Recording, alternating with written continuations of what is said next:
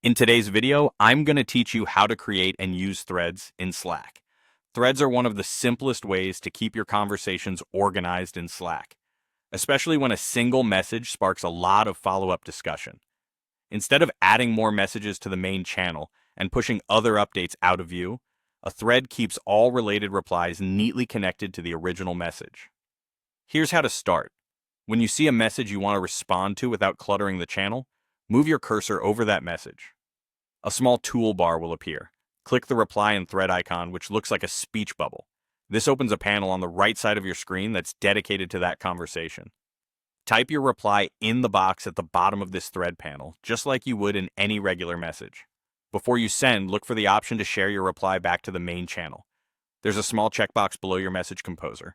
If you tick this box, your reply will appear both in the thread and in the channel, which is helpful for updates that everyone should see at a glance. If you leave the box unchecked, your reply stays in the thread only, keeping the main channel clean while still making the discussion easy to find. Using threads has a few big benefits. It keeps all context from the original message and any follow-ups in one place, so anyone can open the thread later and see the full story without scrolling through the channel. It also reduces noise in busy channels, which makes important announcements and ongoing projects easier to follow.